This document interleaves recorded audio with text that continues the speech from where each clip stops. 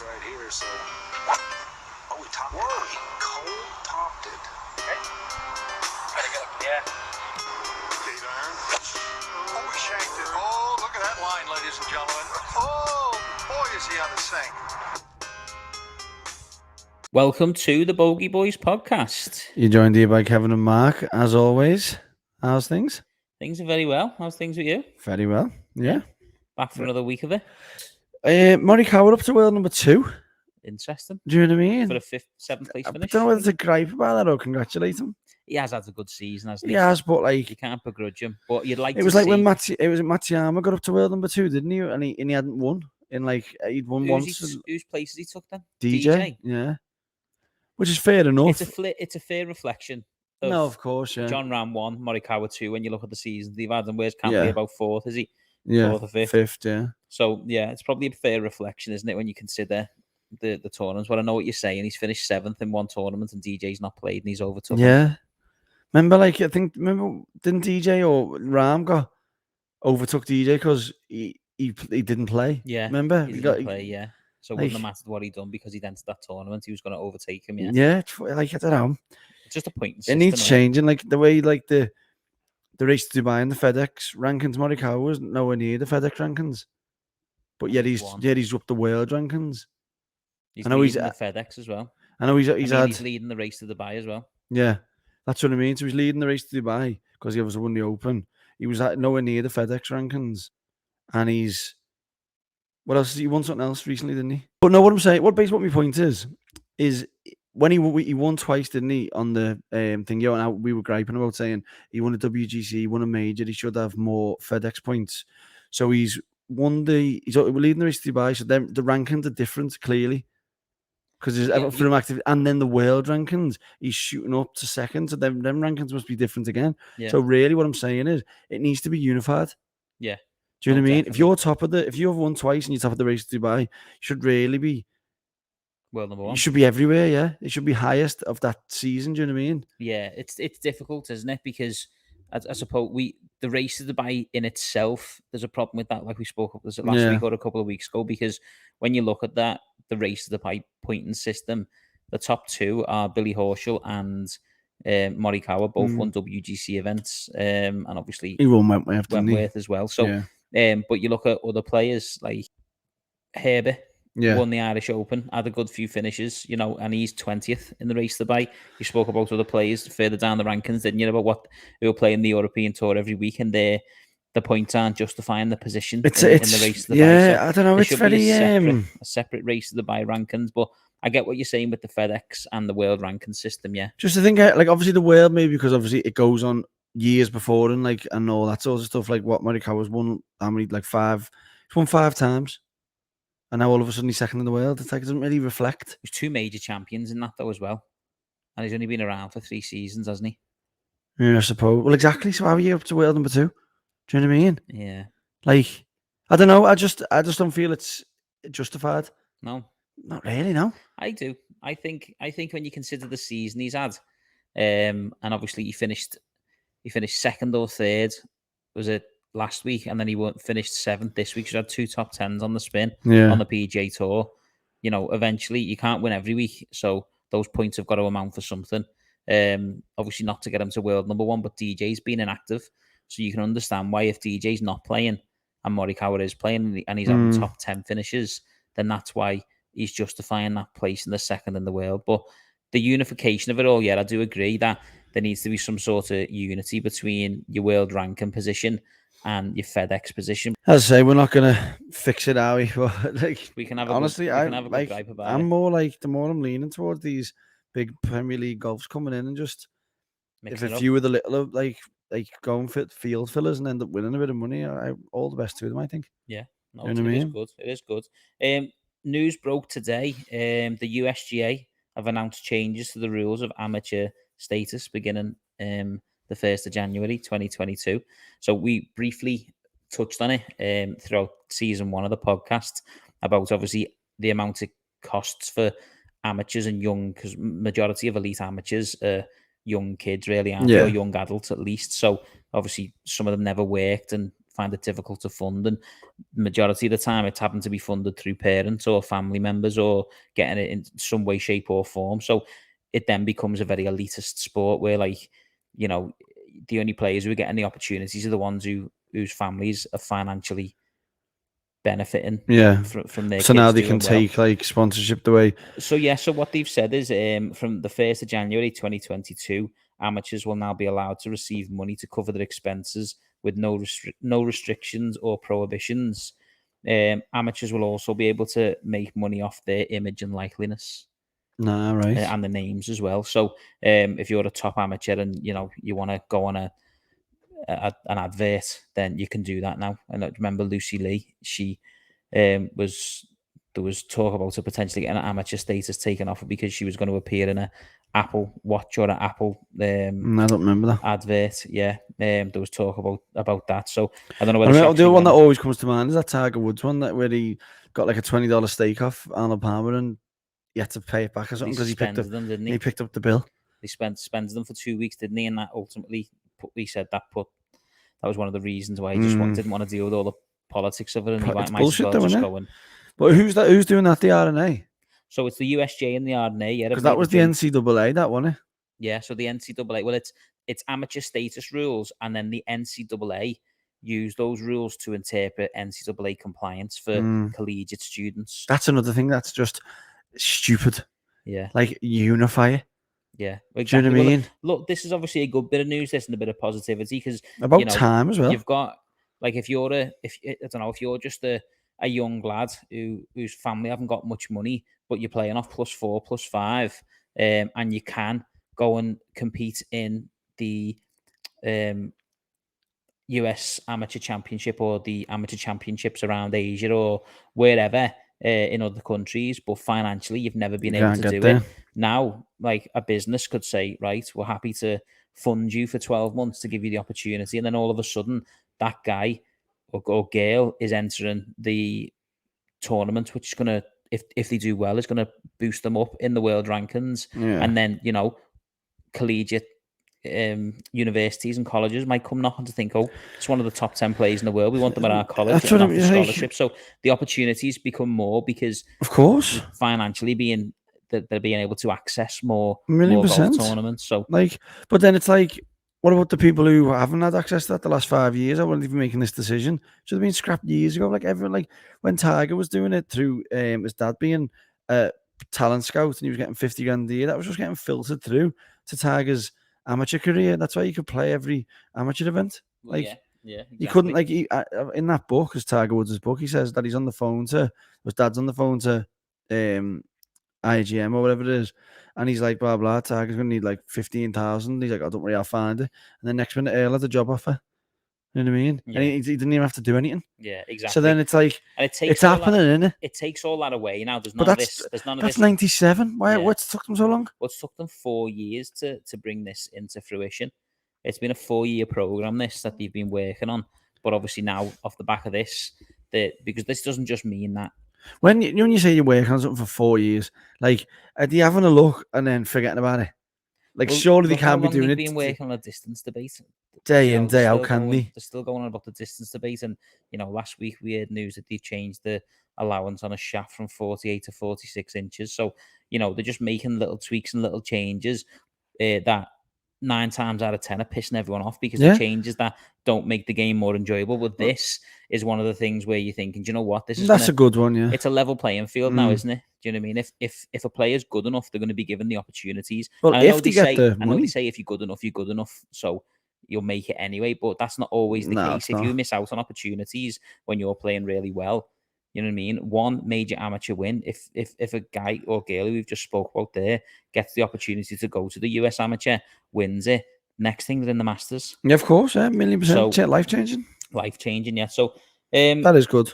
Recently, that's just come out today. So we'll be keeping an eye on that and see how it impacts. It's obviously gonna. Do you want to sponsor me? It says here as an elite amateur. It says here for elite amateurs. So I'm an elite amateur. You do not cut the bill. Oh my god! You keep aiming right. I'm going to be an elite amateur next week. Brings us nicely onto that time again. It does. It's that time again, y'all. The birdie boogie bust, the birdie boogie bust, birdie bogey bust. I think it's my shot Yeah, for I was going to say, you the wanted to go yeah. back and forth. Yeah, What- I like that though. It just mixes it up, doesn't it? What's your birdie? Well, I don't know if this should be a birdie or a bogey. This basically calling Hideki that he was going to go out and put a show on in front of his home fans, but then it was going to be me bogey because the order of merit's not running. So like we've both called a winner, We've haven't done we? back-to-back And winners, like we couldn't pick our nose last year, could we? When we were doing it. We might have to change that tag to non-experts to experts. Experts, man. Yeah, like What's going on? but Oh yeah, yeah, it's a quality performance. It was 5 shots he won by in the yeah, end, was it? in the end, yeah. And obviously we'll come on to the Zozo in a minute, but We yeah, spoke to him. He went head to head with Tiger, didn't he, last time out? yeah. And, you know, ball strikers course, he's solid, isn't he? And he's What was interesting was he said at the Masters, if I was to quote how I played at the Masters, that would be, it was a 9 or 10 out of 10 performance. He went, I'm currently at like 6 or 6.5, he said. So he's gone into that event not actually playing that well. well. I'll bring the actual quote on when we come on to the Zozo in a minute because what you've just said is shite.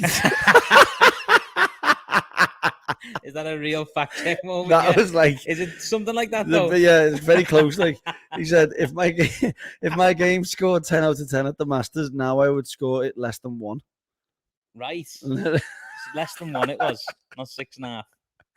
Oh, No, I was thinking 6.5 brings me onto my birdie. My handicap's gone from 6.5 to 5.5. Oh, so, yeah. I lost a full shot for 37 points. Tarnish him Hideki with your 6.5s.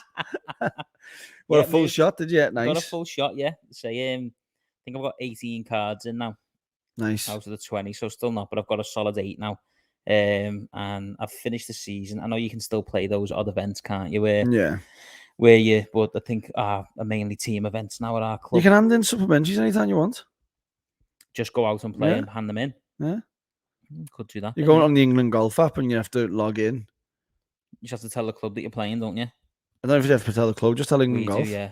We have to tell the club that we're Oh, do playing. you? We'll put them on in, yeah. And no, that's interesting. Yeah, I might carry on then and see if I can Get back up to 10. That event we've got, but that's 2 weeks on Thursday. That Scary, that, you know. it's creeping up, innit? Creeping. So I've got going to play twice this weekend, once next weekend after, and then a few range sessions in between. Then we should be good to go. Yeah. I'm more thinking about like I'll be fit and ready to go fatigue wise because I'm playing 2 rounds in 2 days. For what? More fatigue. Do you know what I mean? Fatigue. Yeah. So oh yeah, fatigue. definitely. Yeah. I think I'm playing like 7 rounds in 9 days or something. Oh, you're fucked. I'm fucked. Well, it's really fucked. Yeah. I'm fucked. So that was my birdie. Just a quick one. Ending the season officially on 5.5. Yeah. When I was thinking I was going up to about 10 at No, one it's stage. good. So quite happy. I'll with that probably kick be on. off 5.5 once this 66 goes, you know. What's your bogey? My bogey is the golf being in Japan kills the you're just chilling, watching the golf's on, you're just like having your tea or doing whatever. Nothing on, And they've got nothing on the telly. Chronicles of a Champion Golfer, isn't there? Fuck off. Well, one thing that there was on, which is my bogey, was the BMW Championship we spoke about a couple of weeks back. They had a week on the LET with Nelly Cordes not playing the Amraco, didn't they? Yeah. Which we spoke about, but it was over to Korea for the BMW Championship. Jin Young Ko won again, but my bogey is that she never broke the record. Oh, Sorensen's. Yeah, of 14 consecutive sub 60 rounds. She shot a 71 in the first round, but then followed that with 3 consecutive rounds in the 60s. Now she's nearly there again. That's what I was saying, yeah. So she's fucking cracking on again with it, yeah. But interesting, just some. She needs like 3 more weeks like that, and she's still got it back again. Back in, yeah. But that was that's a 3rd win in 4 events. That's Boston, and a 4th win on the LPGA Tour. And not only that, she then became the 200th player to win on the LPGA Tour from South Korea and done it in a home country as well. Sick. So props to her. Just a bit of statistics, obviously, because we're not going to review the event. So hit a total of 62 out of 72 greens in regulation. Finished 22 under par to get into a playoff and birdied the final playoff hole to win again. She now overtakes Corda in all the rankings, so she becomes world number 1 and then becomes number 1 in the race to the CME Globe as well. No way, sick. Yeah, won the most. Well, Corda, I know she won the Olympics and she won the US Open, wasn't it? But apart from that, she hasn't showed up, has she? Nelly Corda? Yeah. Well, she finished second at the Amraco last week, didn't she? Yeah, but like I mean, wins. Wins, yeah. Well, I had a little look. Nelly Corder's had 3 wins and 8 top 10s, and now Coe's had 4 wins and 11 top 10s This season. yeah. So Consistent. Coe's had the most wins and the most top 10s, Yeah. which sometimes if you've got most wins, then it compensates for the top 10. Well, most people, I think, because most of the men, when they win the next week, they're never really about, are they? Like, they just fall off. Yeah. Whereas, like, the women seem to be more consistent with they win and the second and then they win again. It's like a bit more like. Well, that's 15 events she's played this season and 11 times. She's been in the top 10. Obviously, 4 of them being wins. So, you know, she held that number 1 spot for so long, didn't she? And then Corder took her off her, and must have just been like, right, give us that back. And now she's reclaimed it. Yes, that was the men's rankings. She would have took it back ages ago with the shoddy the rankings are. But yeah, that just me. Obviously, it was sort of a birdie bogey because she's done so well. But the bogey was the fact that she missed out on the first round, but then shot 3 in the 60 and ends up winning the tournament. I can't believe that. I know. So if she'd got that, or obviously she'd have, if some buts were candy and nuts, we'd all be Arnold Palmer, as they say. But like if she'd have shot that, then she'd have smashed the record by 4, wouldn't she? Yeah, well, she would. She'd be on quick maths there, but she'd 17, be on 18. 18, quick maths. Quick maths, yeah. Trigonometry, man. What's your bust? My bust is just the RNA taking the piss with that rule change. What, taking so long to get over the line? Like 4.5 years to think about what? Like it makes so much sense. Like every single person out there screaming like the kids are losing out on opportunities. The kids, it's going to go to the game of golf. Everyone's going to benefit from it. What do they actually get by not?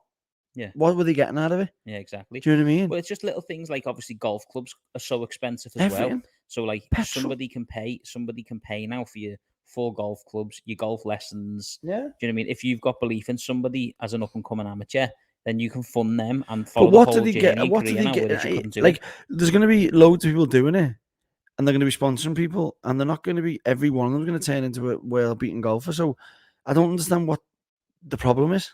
No, if it's just going to make golf better, yeah, for everybody. Yeah. There's no negatives to it. Exactly, but what was the reason behind it anyway? I seen a few comments online saying, "But when are these? If they can earn money as amateurs, when are these going to turn pro?" Well. Any young... You can't earn money as an amateur. You can get given money as an amateur to fund your career to then go and earn money. Yeah. Who wrote that? I don't know. Oh, I hate people. I'm going to find them. I'm going to find them. Golf's going to benefit from this, you know, more. Oh, yeah, I don't see what they were ever getting out of it beforehand either. Yeah. I think it's just... Yeah, I can't even argue the case. No, do you know what I mean? It's like, what was why would they ever not allowed to do that? I don't know. You know what I mean? So I don't know. That's me bust anyway. What's your bust? Some very sad news actually. Don't know if you remember the Swedish golfer, professional golfer, Fredrik Andersson Head. Yeah, right. Remember him, yeah. Remember you supposed to be at Wentworth when we were there? Yeah. He unfortunately died of cancer, age 49. Yeah. My God. Yeah. So obviously a couple of the players 49? A couple of the players like Thomas Bjorn and McGinley among those to pay the tribute. Yeah, definitely. He won twice on the Challenge Tour, and he won the Italian Open in 2010 on the European Tour. Yeah, I remember when we used to work in Wentworth. That's heavy, that. I know, yeah. A total of 358 appearances on the European Tour. So just thought we'd pay our respects to... Rest in peace, man. Yeah, it's heavy. Fredrik Andersson Head in regards to his family and everything. No way. Yeah, but that was me bust. That, yeah. No way.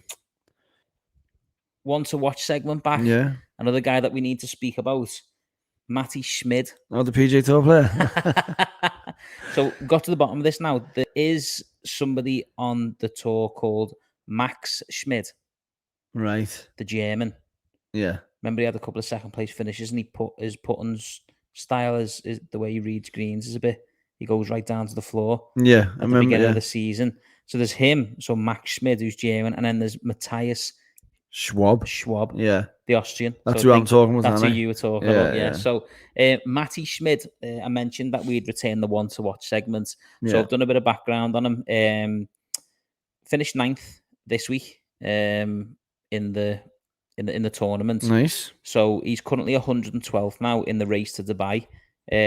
So there's 122 retained membership on the European Tour, don't they? So he's inside that bracket.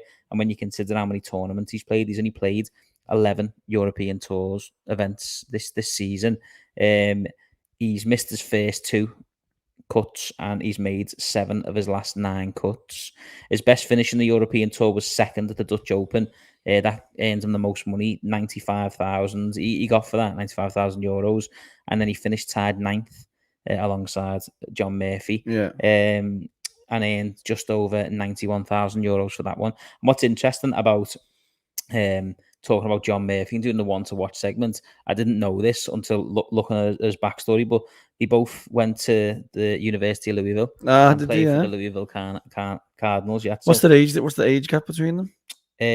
Both 23. I know So, yeah. Smith's 23. He's in the same team.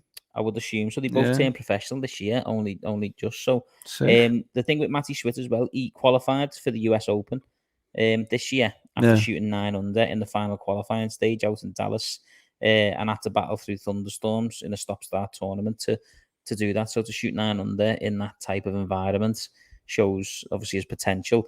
He didn't make the cut, unfortunately, at the US Open, but he did have his dad on the bag. Have a go though, wasn't he?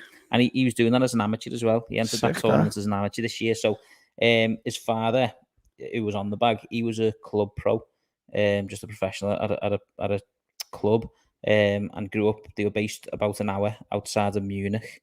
So obviously his dad's the one who's got him into the game. And then he qualified for the Open this year as well. Don't know if you remember, but he shot 65 on the Friday, which ties the lowest ever amateur score.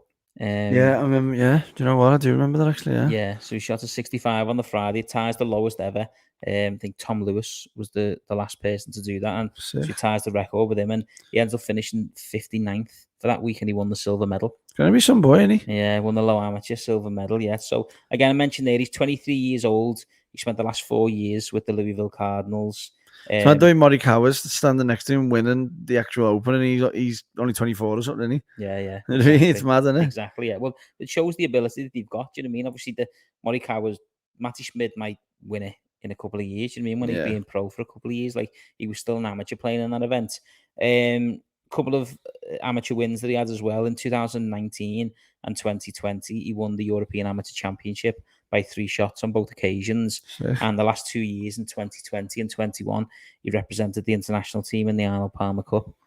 He's done everything that you would expect to do. Yeah, he's had the perfect progression, hasn't he? Yeah, exactly. And obviously now he's doing well, and he looks like just in 11 starts. If we were going to compare him to the one to watch segments we've just done, John Murphy, obviously he didn't have as many starts as him, but in 11 starts to keep your European Tour card is some going, isn't it? Yeah, unbelievable. Yeah, so there's the one to watch segment on him, just so we can. I think we'll be reporting on him a lot more. I think so. Yeah, I think so. Looking forward to see what comes of it.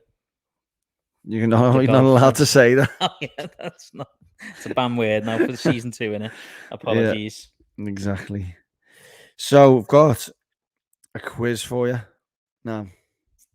Okay, well I got 5 wrong last time, didn't I? Yeah, so you're quite good at this sort of style of quiz. It's getting it wrong, but it's got to be a relevant answer. So if I ask you a question and you say like red elephant, then you lose. It's got to be relevant to the question. It's got to be a right answer, but wrong.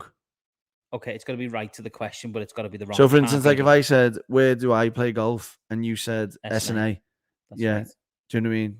It's right. I get the rules. We done this one, didn't we? In season 1. Yeah, I think so. We've only got 4 questions anyway. Well, hit me. Yeah. So Matsuyama just won the Zozo, didn't he? Who was the defending champion? Tiger Woods. Right, that's right. It didn't get played in 2020, did it? No, it did. Patrick Cantley's the defending champ. Yeah, but in Japan, I meant. You never said that. I meant in Japan. Yeah, in Japan. Patrick Cantley was the I know, but I meant champ. in Japan. This is going well. Right. What is your exact handicap? 5.7. How many episodes have we done of this podcast? 98. Nick was our last guest, but what was his second name? Through. E. That way. That's what I mean. That's what I was thinking. Yeah. Go on. Have I done well there? You've done quite well there, yeah. Yeah, happy days. Yeah. Happy days. We should have said Japan. Boss that. It's so hard to get that wrong being the quiz master in that one, I think. Yeah, it's hard. Yeah. Yeah. Sort your head out. Especially when Patrick Cantley we didn't even register that as a win, did we, all season? Like, No, got bailed, didn't it? I know. Tiger Woods was the defending champion in my eyes there. Okay, well, he wasn't, so I got a full house there. You did, well done. Thank you very much. Bermuda Championship, the Bermuda? only event this week. Bermuda, like, it's just weird the way it's like in Royal Portrush Golf Club in Southampton. Yeah, Do you know what I mean? If it's in Bermuda. Island. Yeah. Like, what? I know. You got Royal Portrush, which is Ireland, Southampton, which is England. England. That's what I'm saying. Yeah. But it's in Bermuda. But it's all in Bermuda, yeah. It's only a little pap in it. 6'8", 6'8", 2'8". Par 71, Par 71, yeah. do you know what I mean? Yeah, well, 62 is the course record. Scotty Scheffler is the low one for that. And also Brendan Todd, when he won it, he shot a 62 in the final round back in 2019. Well, there's only been 2 winners. Brendan Todd won the inaugural, and Brian Gay won the last one. Brian Gay, defending champion. What's interesting about them, and we'll talk about like the opportunities this type of tournament gives you, is Brian Gay, when he won it, that was the first time he'd won on the tour in 7 years. He went 7 years without a victory. And Brendan Todd, we reviewed it when we reviewed this last year, didn't we? 5 years without a victory, because he was talking about quitting, wasn't he? Yeah. And he was looking on going to the seniors in 2022 when he turned 50. Was that what it was? Yeah. So it just shows the opportunities are there, and when you look at the field, there's opportunities for some like really, really people to come and have a little look. Well, I was actually thinking about that one before we come on to like who we like the opportunities in there. There's a big opportunity for a local pro called Brian Morris. Okay, he's teeing it up, and a few years back he got diagnosed with at the Dana Faber Cancer Institute in Boston he had a tumor cut out the back of his brain. And then they discovered stage 5 cancer in his stomach and esophagus as well.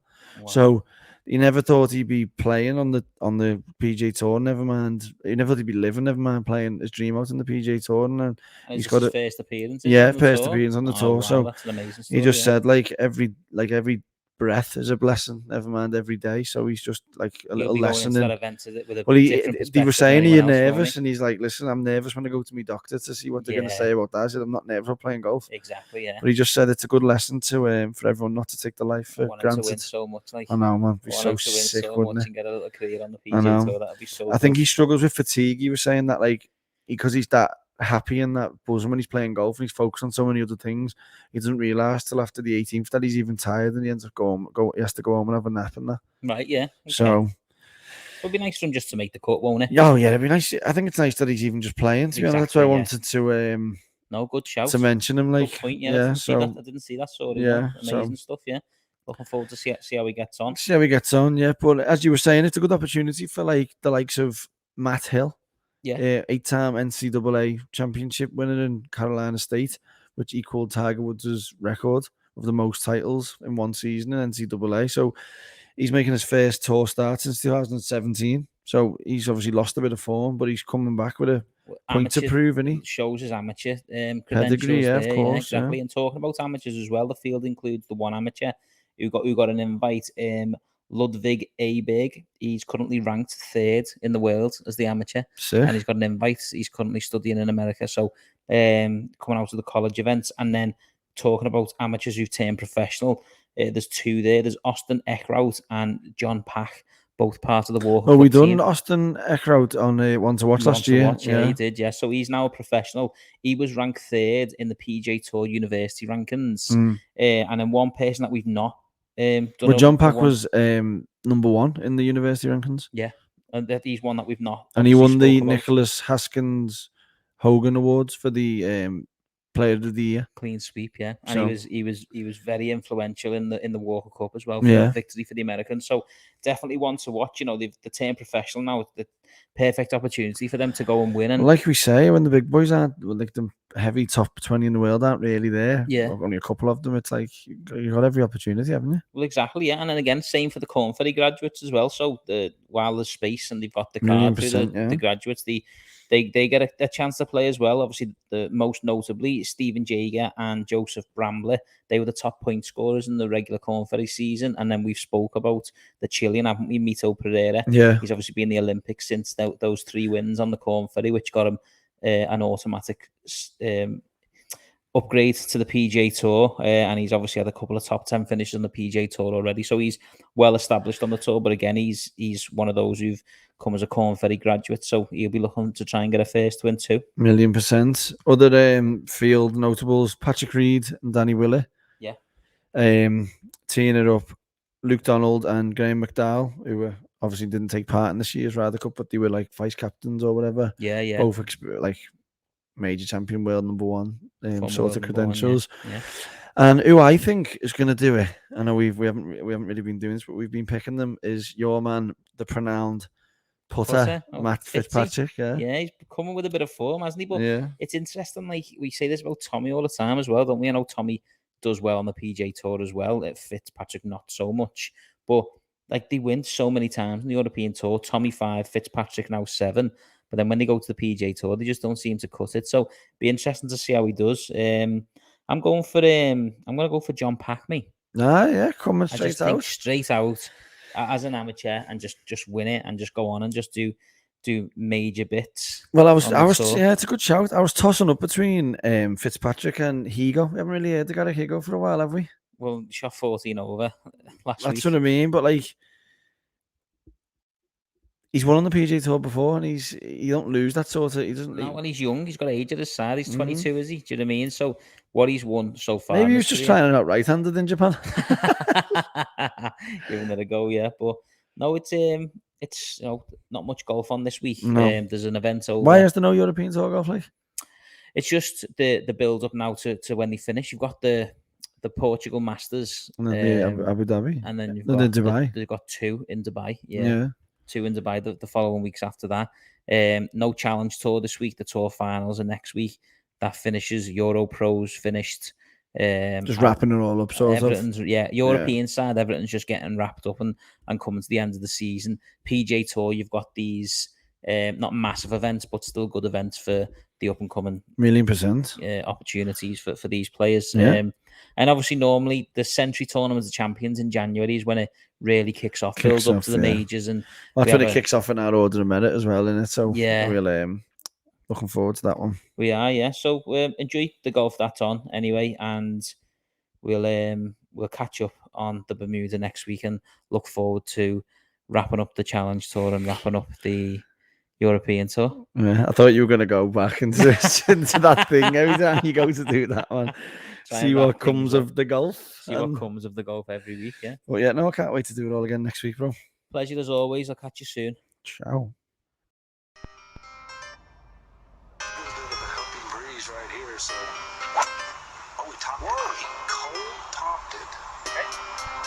Try to get up, yeah. 8 iron. Oh, we shanked it. Oh, look at that line, ladies and gentlemen. Oh, boy, is he on the sink.